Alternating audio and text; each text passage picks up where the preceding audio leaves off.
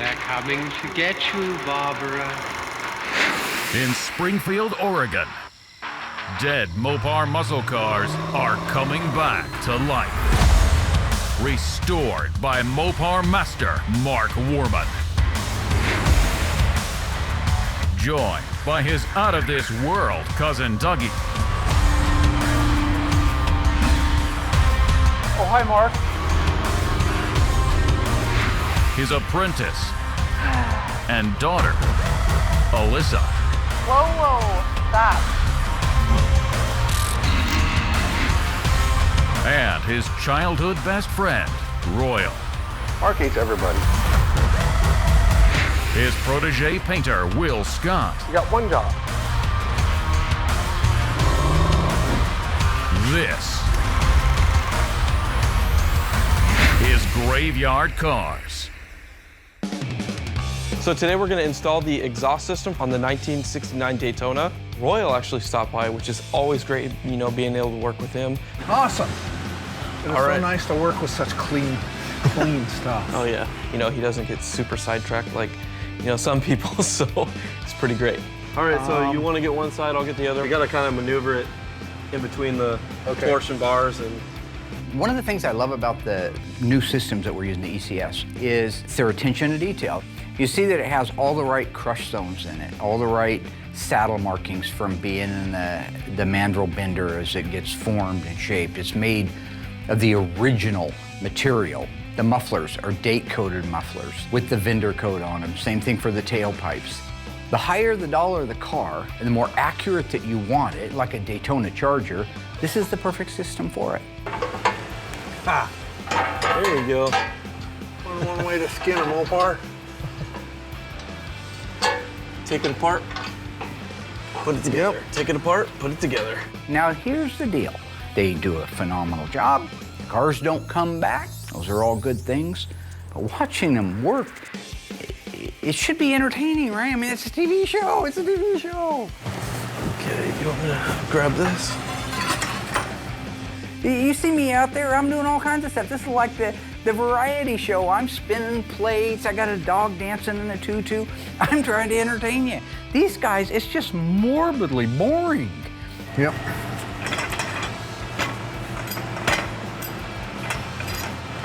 Whoops. It's like watching paint dry. It just takes forever. Do something. Kick him in the ass, make fun of him, insult his bald head. Do something. Here we go. There, righty. I'll hold that. I got mine. You got yours? I got one. Okay. When you're dealing with a car where they made 503 in the beginning and there's only a few left on the planet, and you're an OEM restoration shop, attention to detail is of the utmost importance. That's why we use that system.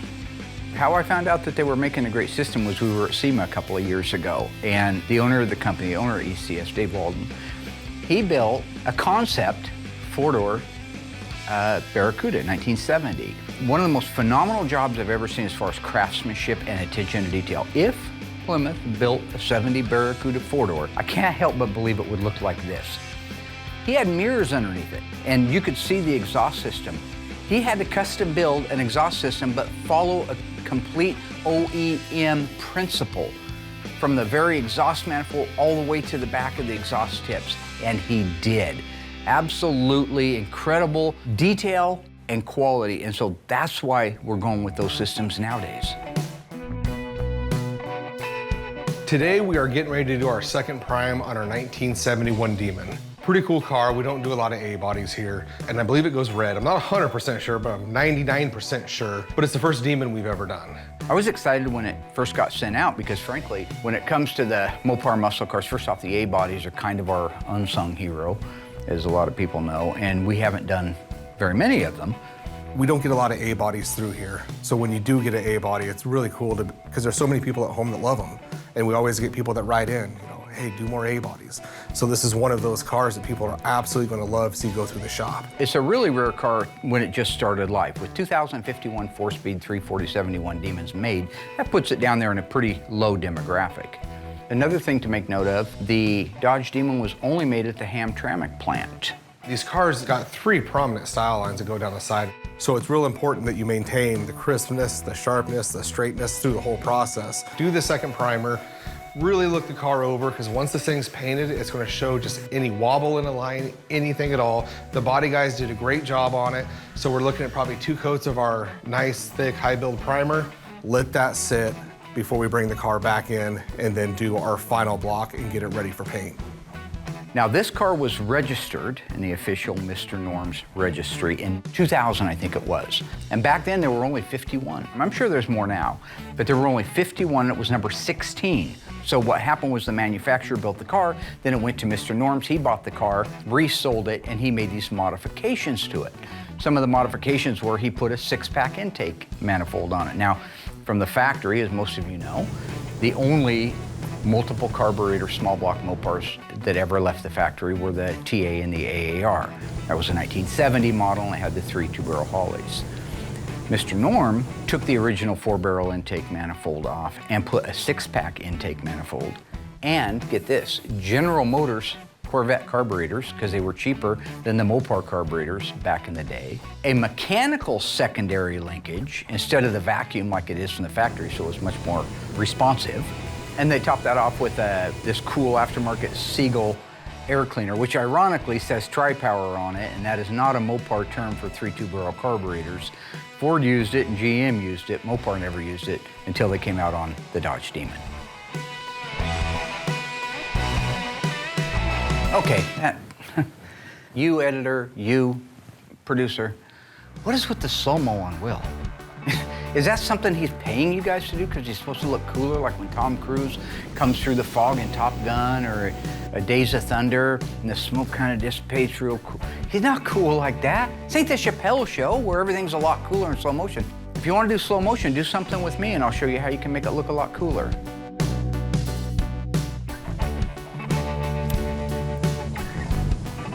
I honestly have not seen another muscle car come through here with the documentation this car has. And when it's sold at Mr. Norm's and you have the original window sticker from Dodge, the original window sticker from Mr. Norm's, the broadcast sheet, the key tag numbers, every piece of documentation that car had, right down to how much money they put down on it when they bought it, is in the file. That makes this a thoroughbred 1971 Demon 340 Mr. Norm's 6-pack 4-speed car.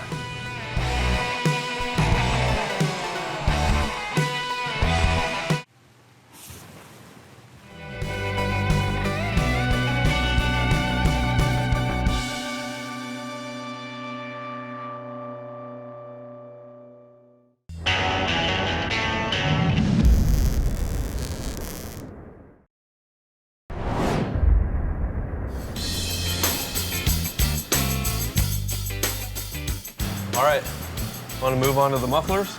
Yep. We'll tighten those up after we put the mufflers on, right? All right. I think I still remember. Do you? Hook the front, and then we can just set it right in the back over here. Ow! You want these? Ow! There we go. Oh. Gotta watch your hand, man. Doctor's gonna yell at you. He said just don't screw up his work. Mark says that to me a lot. Don't mess up his work? Yeah. As Royal and I are putting in the exhaust in the car, Mark actually walks in, and I just think, oh, here we go. More drama. I'm looking for the cue ball. Cue ball. Looking for my #1 bowling ball, chromium downside. Rolo's back. Rolo is Thanks, back. buddy. You know, he points out the exhaust, and, you know, he thought it looked great and beautiful. God, that's a nice system. And then he started with the story saying Royal ratted him out to the police. I was just telling Dougie about the time you ratted me out to the cops. What? Yeah. Ratted you? I never ratted you out, buddy. That, sir, is absurd. What I is just he said it was some guy had a motorcycle on 14th Street. doing? What? And I'm like, oh, whoa. I didn't know if this was like some fabricated story that he came up with. Oh, we were up riding the Bull Taco, wasn't it? This is how it went down. It's about 1976. I've got a Bull Taco 125 Persang. I was 14 years old, I wasn't old enough to drive legally on the street, so I'd hop the alleys all the way down to 5th Street and then 5th down to the old mill, and then up the hill I'd ride. Well, Bultaco 125 Persing is about the loudest bike on the planet. So you don't get the luxury of doing that. I wanted to go riding with Royal. I said, meet me at the top of South 4th Street. Yeah, I think we were 15. We were up there riding the Bultaco. If you primed it one little dot too much, one little push too much, it would flood the engine out. So I says to Royal, I'm going to coast start it. You get coasting down South 4th, it's a steep hill, so you got plenty of momentum. You come down on that seat, at the same time you pop that clutch. It's like popping a clutch in a car, right? Right before I make the final turnaround in the road to come back up, I see a cop. I see the cop, I make a split decision, up the hill.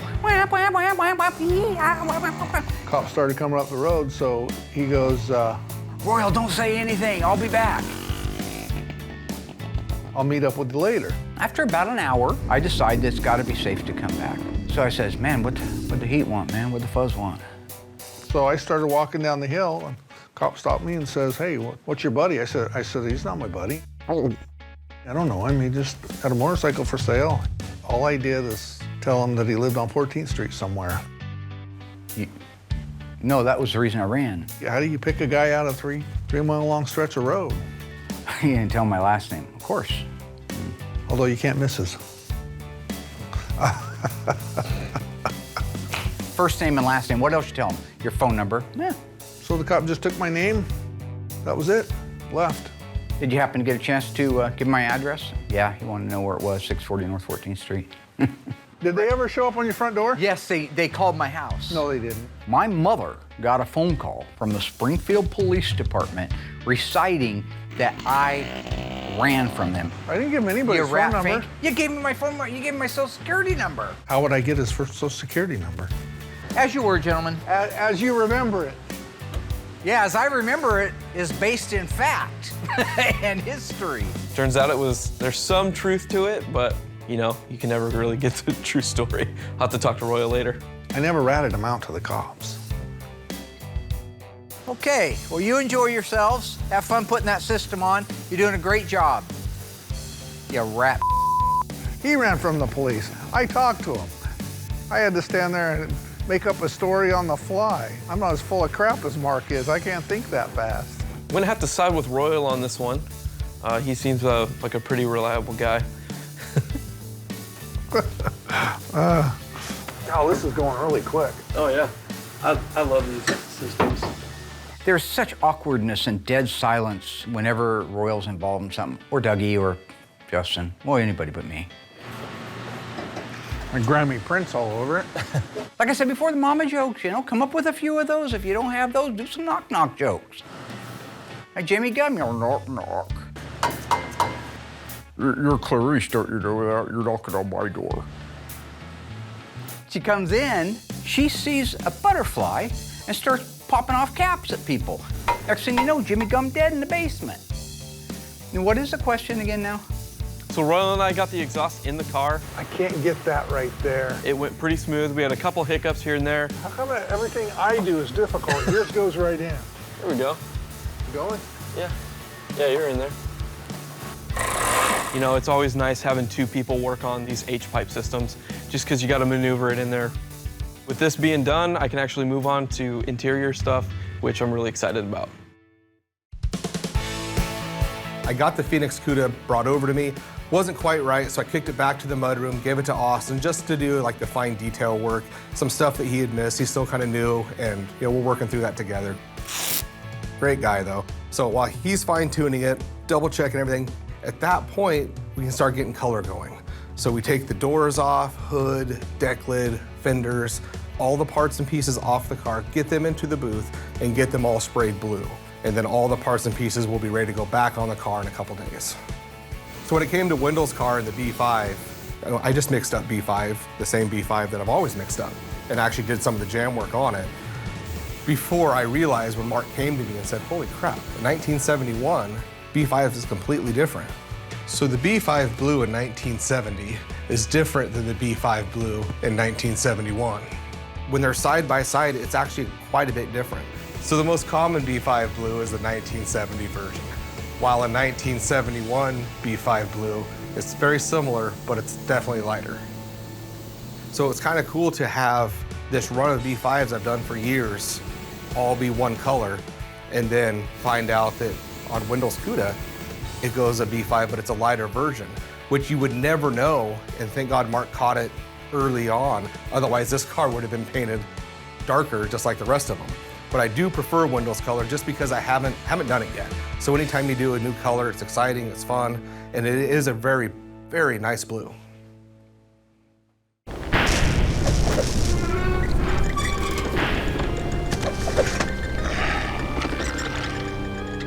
From the Graveyard Carz Season 5 vault, this 1970 Cuda 340 automatic, loaded, one of only one Carz was restored. It had a rear spoiler. What is the sales code for that rear spoiler? Is it J68, J54, J81? If you watch the episode or Graveyard Carz at all, you should know the answer. Stay tuned after the break and I'll let you know how you did.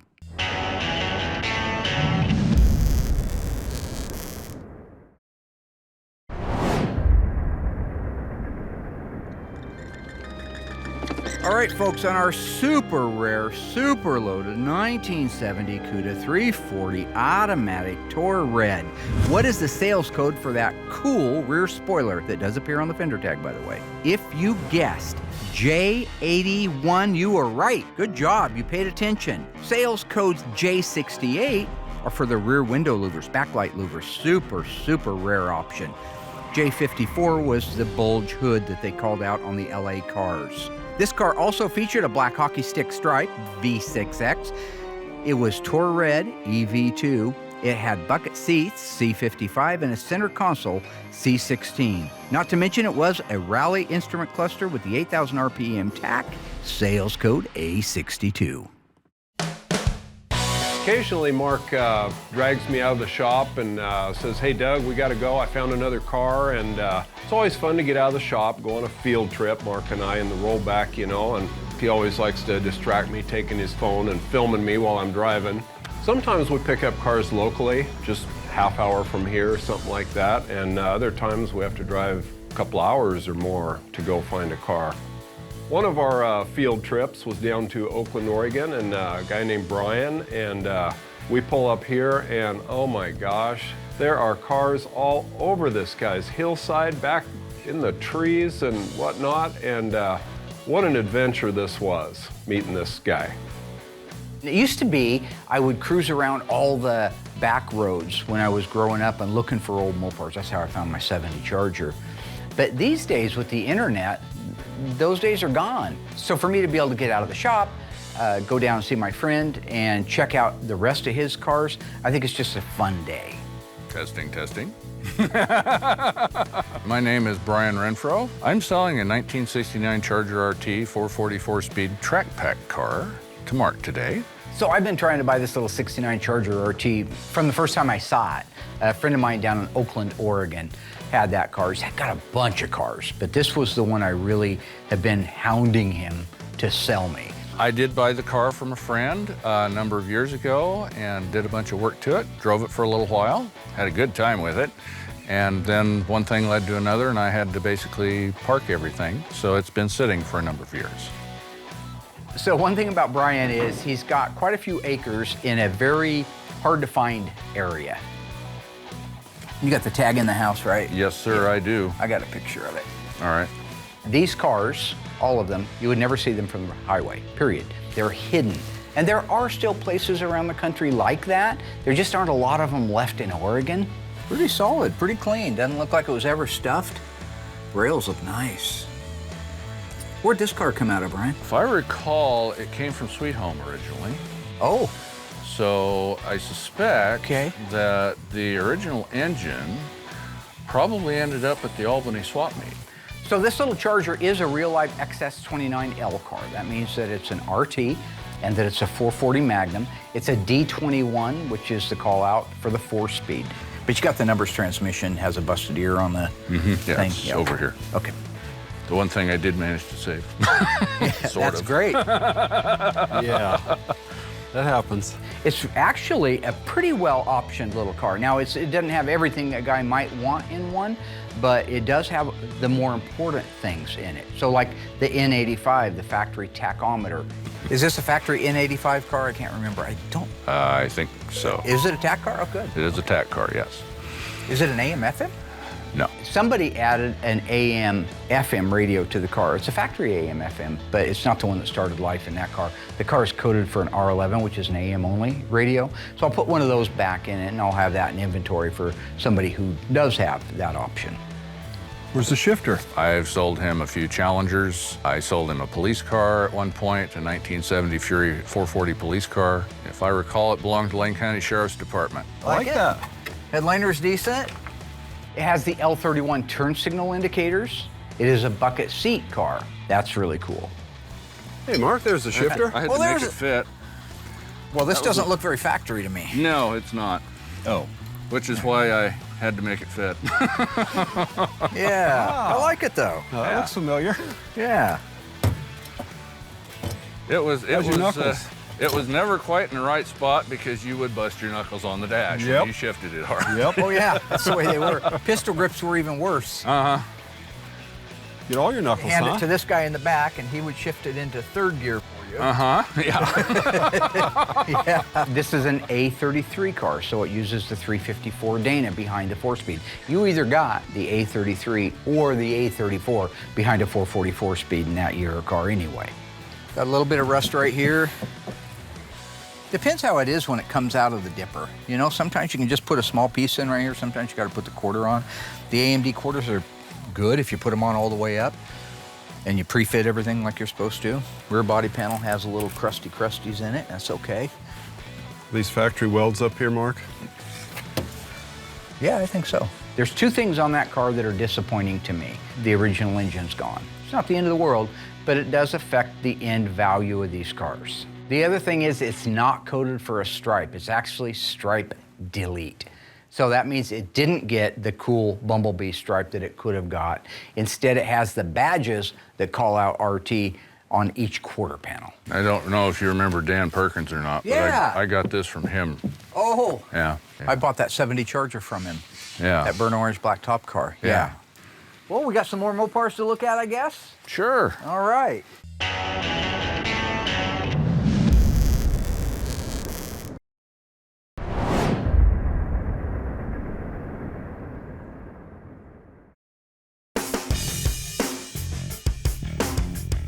So with every build that you do, if you're an assembly technician, the funnest part is once that body and paint's done, is putting all the trim and ornamentation on it, because it really starts to come to life, begins to look like a car. So the Daytona has really unique ornamentation, such as the fender scoops. So these fender scoops have studs screwed into them, molded into them. And when they set down, they go through the holes that are already made by the factory. These are the original fenders. And then you put the captive washer style nuts on the back. You have to be really careful installing these. And to be clear, when these fit the way they do, it's because we pre-fit them. They didn't fit that good from the factory. You would bolt them down and there would be a gap underneath them. In this case, we had the scoop on the fender and took time to sand it completely to match the shape of the top of the fender. Now when we put those nuts on, it'll suck down into position exactly where it's supposed to go. Okay. That's that one. Oh, that one, cleaning those threads really works good. Since these are painted off the car, I took the time and I cleaned the threads up. If not, it really gums up the nut that you're trying to, tighten those things down with. And then you could potentially stripping it out or busting it off. Cool.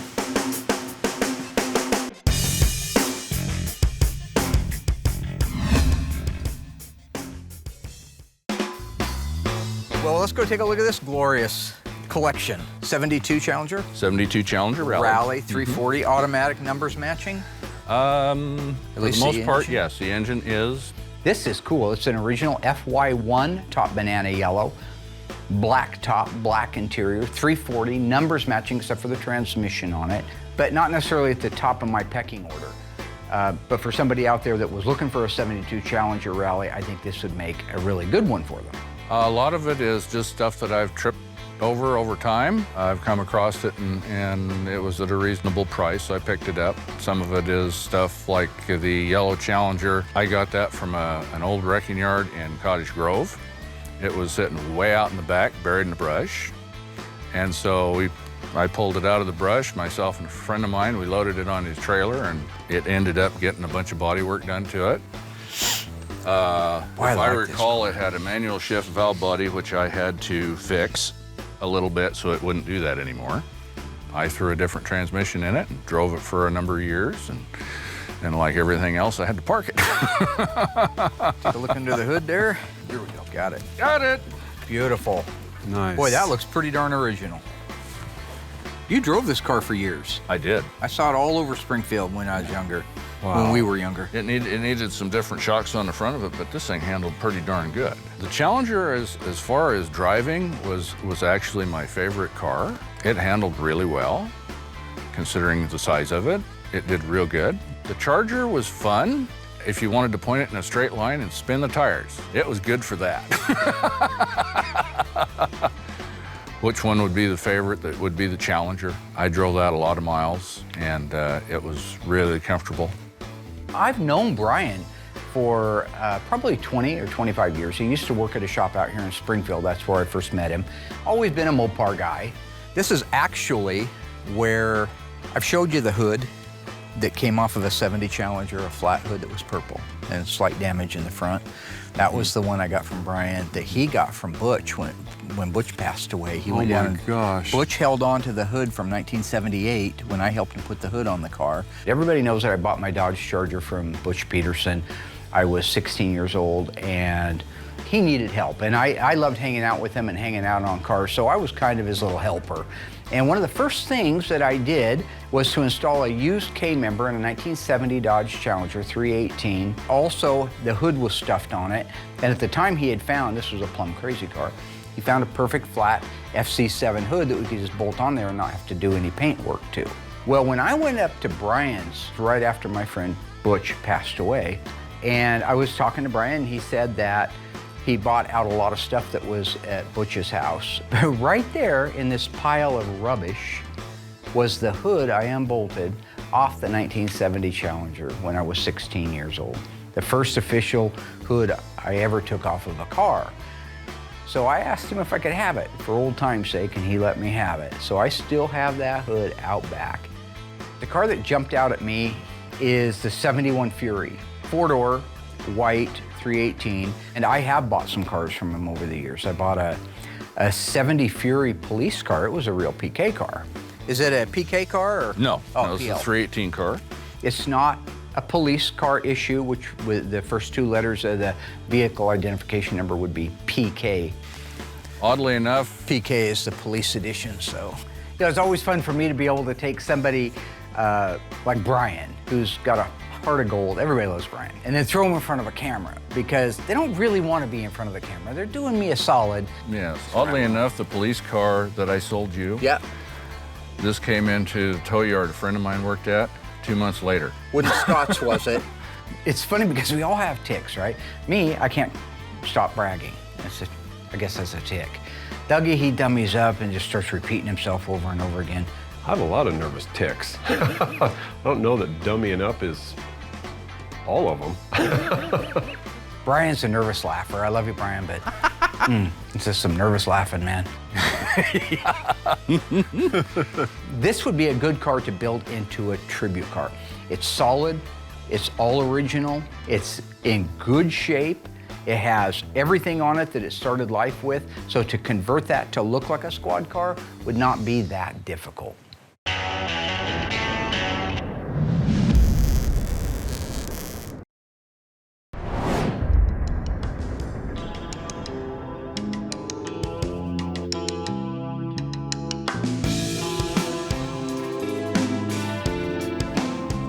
Our 71 Hemi Cuda is one of the rarest cars that we've got here right now, and the most desirable. When you're talking about the car everybody wants, it's a 71 Cuda, and probably the engine is the 426 Hemi. It's getting to be really exciting times because I'm getting ready to start doing color on Wendell's 1971 Phoenix Cuda. It's a great client, and when you're doing these cars for someone as appreciative as he is, it makes it even that much more exciting. This was his baby, keep that in mind. It's 20 years ago that this car caught on fire. And the fact the car blew up, and then here we are, getting ready to start putting color on it already. So it's exciting for me to see that it's in the process of getting its jam work done, because once that's done, we can bolt the sheet metal back on it, line everything up, do a final block, and get it painted. Now the process really will speed up. Hopefully, as soon as he is done with it, we can move quickly to get its suspension underneath it so we can have the headliner put in it, bring it back over here, and do the final assembly. So now that the parts and pieces are all done, I can kick them out of the booth, actually bring the body of the car in, and then at that point, I have to jam the engine compartment. I have to jam inside the cab, the door jams inside the trunk. Even though it's a jam, especially the trunk and the engine compartment, they need to look like the outside of the car because they are high camera areas. People pop that hood, the inside's gotta look just as good as the outside. Now we don't cut and buff those jams, so that's even more pressure to make sure everything comes out clean. Take your time, maybe lay it down a little bit slicker than what you would on the outside of a car. You have to jam a car this way. There's no way to go back and jam a car when the parts are on it. So from factory, these cars got dipped. They went to this big vat of a rust-proofing material, but it only went halfway up, and then they didn't do anything on the top. So that means the top of the car would eventually rust out. Here at Graveyard Carz, completely different. So there is so much detailed paint work that we have to do that you guys don't see at home, and every square inch of this car has paint on it. And then the longevity of that car is forever, as opposed to with factory, it's not. And now that we got the parts and pieces all wrapped up, we can move to the more exciting thing of getting the body done.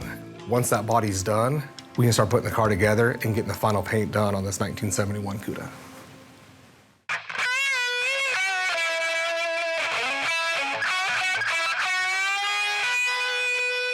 Since the Daytona actually has the add-on with the nose cone, it doesn't have the latch. It's got no vertical support for the latch. So the only thing that keeps this hood down is the hood pins. So they actually have to be down enough to keep the hood in line with the fenders and the nose cone to keep it down.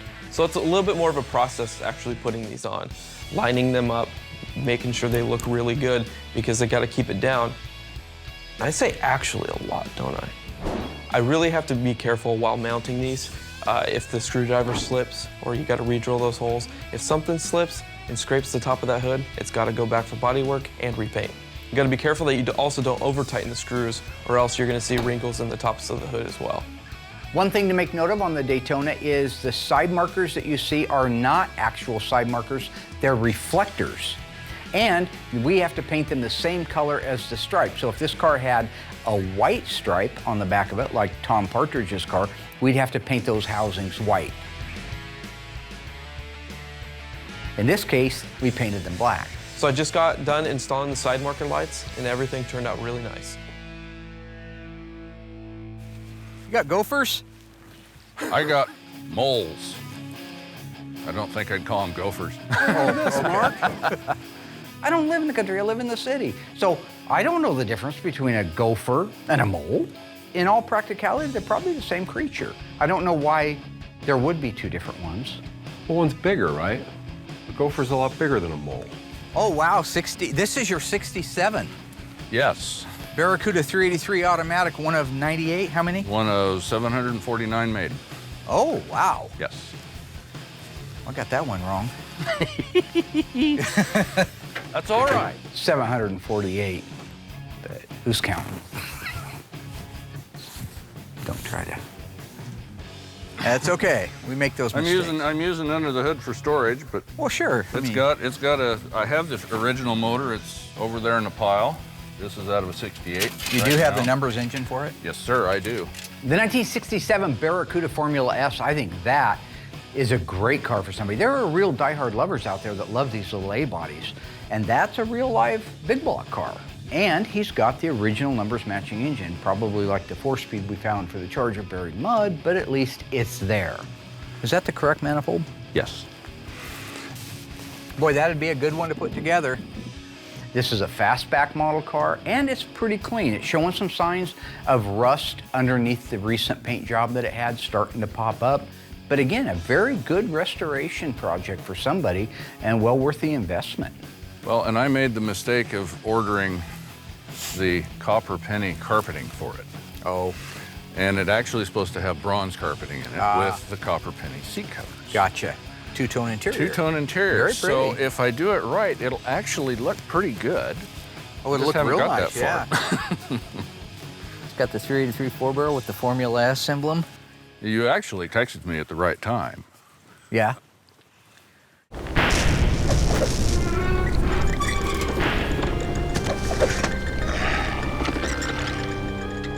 Back in season 5, we restored this beautiful, one of only one, Tor Red 1970 Cuda. True or false, this car was a 4-speed manual transmission. If you think you know the answer, stay tuned after the break. I'll come back and let you know how you did. Now, you should be paying attention. If you watch those episodes, you should know the answer.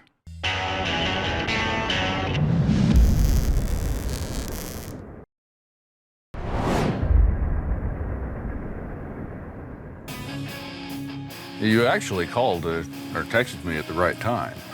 Yeah. That wagon that's sitting up front is the 69 Ambassador wagon that my parents bought brand new. No way. Yeah. That's cool because that was his parents' car and he bought that at Grant AMC. The one that my parents own is the wagon. It's a 1969 AMC Ambassador wagon. There's not very many left as far as I can tell, and they bought that brand new at Grant AMC in Eugene. So when I hear names like Grant AMC, it takes me back to the 70s right now. I am working to restore that and get it so that I can at least drive it again. I believe it has all of 116,000 miles on it. It's a clean old car. So anybody out there in TV land that likes those AMC Ambassador wagons, that might be a good one for you. 344 speed Tor Red, huh? Mm-hmm. Yeah. So some of the cars that I think are still worthy of salvaging, one is a car I've known about for many, many years. It's a 1970 Duster. The one thing that I do know is a friend of mine, he said that he had the original motor for it. Yeah. It had an accident, it had a crack down the middle of it. Oh. Yeah. What's the end of that motor? It was garbage. The factory 340 4-speed car. Now this car belonged to a couple of brothers when I first started my shop in 1985. It's had lots of modifications to it. The original engine isn't in it anymore. It also was harpooned in the side and had a bunch of mud work done to the left quarter. Still a good, valuable car for an A-body lover.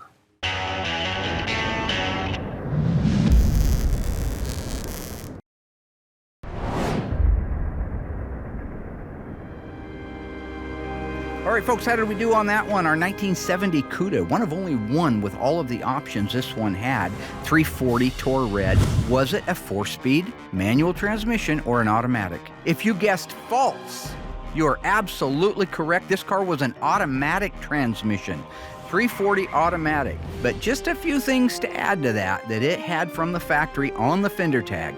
A62 Rally Instrument Cluster, G36 Color Key Dual Outside Racing Mirrors, V1X Black Vinyl Top, J68 Rear Window Louvers, J81 Rear Spoiler, and V6X Hockey Stick.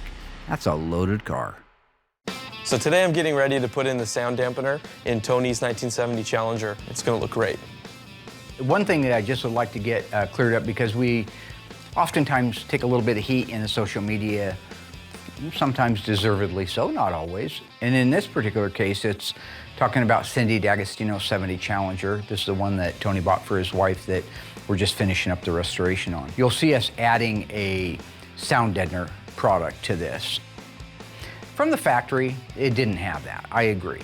But when it comes to driving a car, which Tony has done his whole life, he's owned the best Mopars on the planet, still does. He knows what it's like to have a car that rattles, or the heat that can boil up inside there. So putting a sound deadener in a car, as long as it's underneath things like seats and door panels and carpet and consoles, so you can't see it, then it's a winner for me. He's taken several liberties on this car. Originally, it had the V3X bumper guard down the side of it, the rub strip that went down the side. That's not attractive, so he didn't want to keep that. It was a black top car.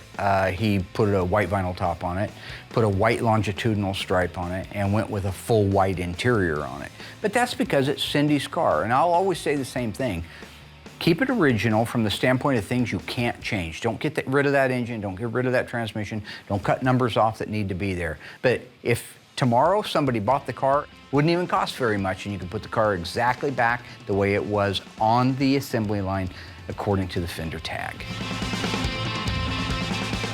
Now that I got the sound dampener in, I'm ready to install a carpet. This carpet is awesome because it comes flat, shipped in a box, not rolled up really tight, left in a box for however many months. So I can pull that out of the box, just set it in the car, steam it out really quick, make my cuts, and it's done. And now that the carpet is installed, I can build out the rest of the interior. They're everywhere. Boy, they are. Everywhere. They are. Yeah, they are. Is this a 70 or 71? I think it's a 71. Yes, sir. Yeah. 440 non-HP. Non-HP. The other car that was really notable was this beautiful blue 1971 Chrysler four-door. There's the L31s, Doug. You like L31s, don't you? I do. The L31 is the only sales code that Dougie remembers because the 70 Barracuda Grand Coupe had them. So the code for fender blinker indicators is L31. That's a neat looking indicator. Uh-huh. You see how low profile that is? Yeah. So to this day, the only sales code he knows is L31. I had them on my car, so that's how I know what they are. Do you know any other code? No. It would be interesting. Look at the transmission hump inside. Is it flat? Oh, yeah. It's got your favorite little cassette player on it. Yeah. Yeah? You buy the car just for that. I would. I love the seats. That's cool. Look at that. Yeah. Car. It's a nice old car. This would make Alyssa a great driver. This would be an incredible driver for somebody who didn't have to have a muscle car, but wanted to cruise in the 70s in style. Got the cool interior. Dual armrest. That is so I cool. don't think I've seen an interior like that. No, I haven't either. No, you got to get into the Chryslers to get this type of material. The interior on this car is amazing. It's actually in really good shape. It's a velour, it looks like, type of insert with a really unique pattern to it. It's blue like the outside of the car. It's loaded with really neat options. It's got power windows, telescoping and tilt steering wheel, which is a really cool option. Makes it very, very comfortable. And it's the R36 AM/FM cassette player from the factory. Okay. A real freeway cruiser. That trailer hitch. Oh, that's a Vintage trailer good one. hitch. That'll pull our trailer.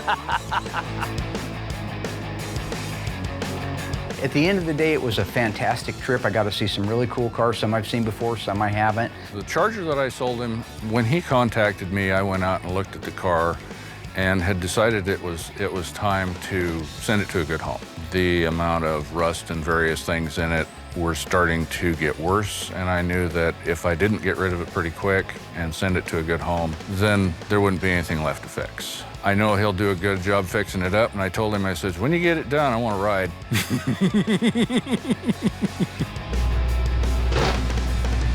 We bought our 1969 Charger RT 444 speed B5 blue and moved it down to the bottom of the hill. That's where our new tow truck was. Got it loaded up on there, said goodbye to Brian, and next thing you see is taillights.